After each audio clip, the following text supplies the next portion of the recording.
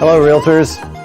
This is Nick checking in with you. It is January the 8th, and this is episode 316 of your live SCR updates.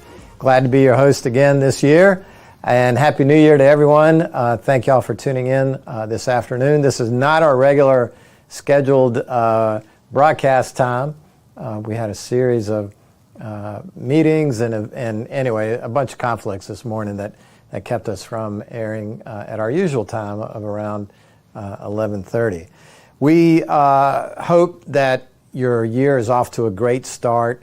I personally hope that you had a wonderful holiday, that you were able to make some wonderful memories with friends and family and loved ones, and got to eat a lot of good food and all the good things that the holidays bring. And we wish you all the best in 2024, health, prosperity, and happiness to you and your families.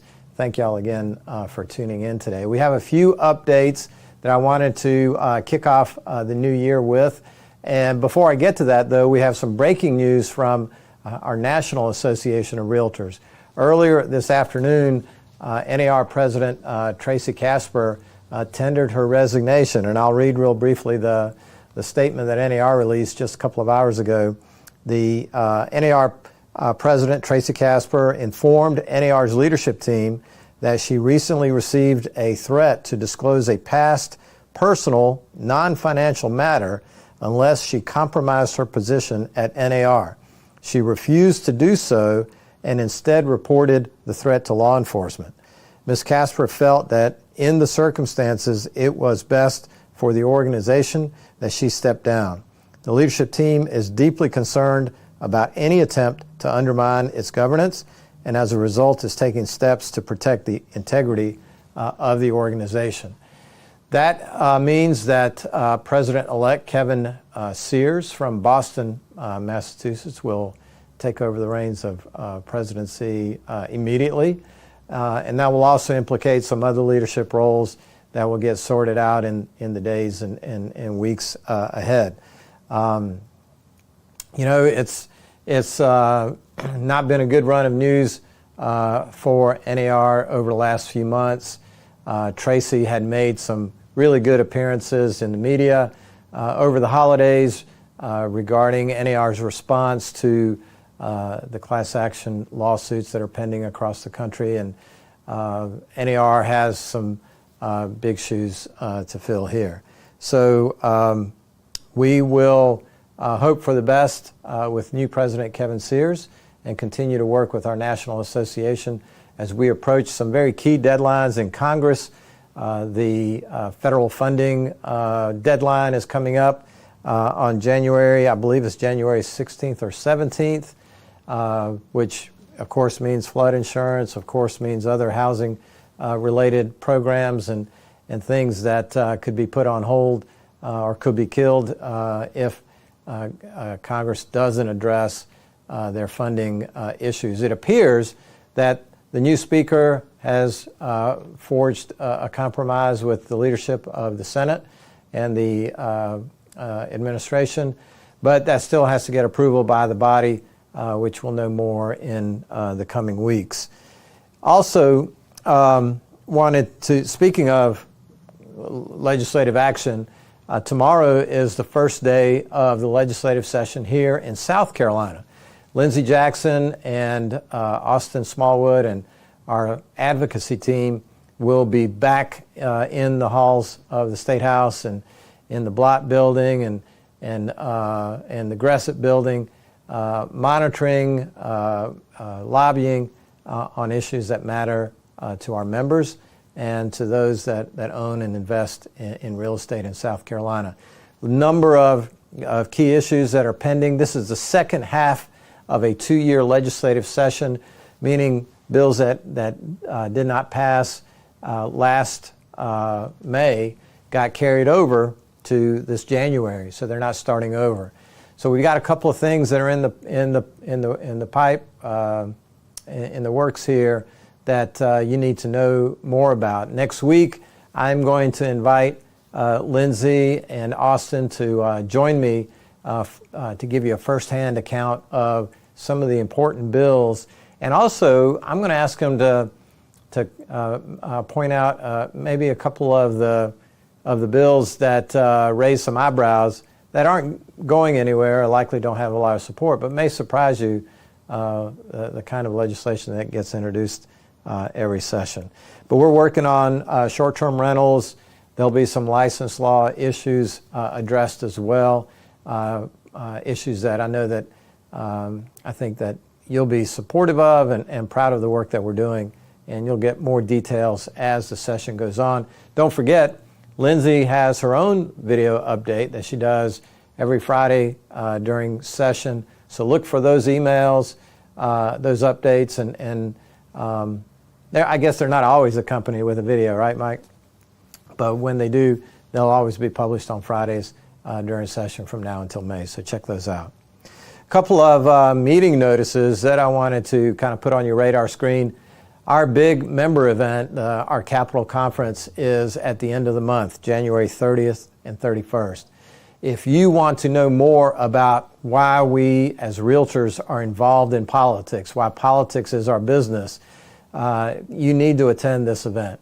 We learn more about the issues that impact our industry here in South Carolina, and then we actually get to meet with the elected officials that make those decisions on the laws that impact our business.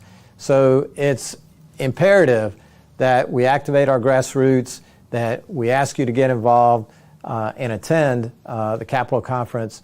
We've got a fun theme this year, and it's going to be a very productive, very good use of your time, and we hope that you'll be able to register and attend. Look for your registration link in your weekly emails, and Mike, I think you can put that in the comments to this as well to make it easy to find.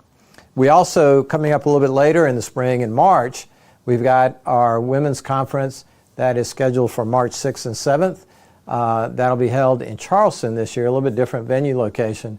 We're excited. Last year we had a sold-out group, and excited and expect to have another sold-out event this year as well. Great speakers, networking, lots of what I would call an uplifting, empowering environment. I would encourage all of our members to consider attending and participating. And I guess kind of the last thing on my list today is to catch up on a couple of things. Many of you, I'm sure, are like we are here at the State Association. We're constantly planning. We're constantly setting goals. We're constantly setting the bar for the things that we want to achieve in the coming weeks, months, and years ahead. And with 2024, we've got a lot of opportunity ahead of us in real estate in South Carolina. Interest rates are slowly settling down. We should, according to Lawrence Yun, expect those interest rates to be in the mid to low sixes by the springtime. The Fed announcing that they were going to have 3 rate cuts this year only bolsters that argument that those rates are going to drop, which should open the door at least a little bit, if not a lot, to a lot of the pent-up demand, the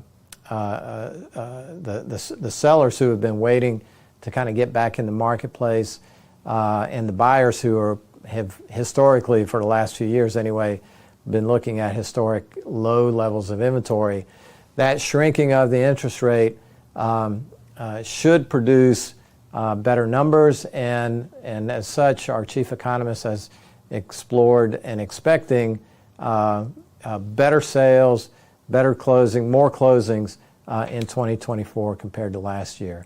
We should have our year-end report here in the next couple of weeks, and I expect that 2023, despite all of the the negativity in the press and regarding the economy and the market, I believe 2023 will still end up as one of the top 10 years in real estate that we've ever recorded.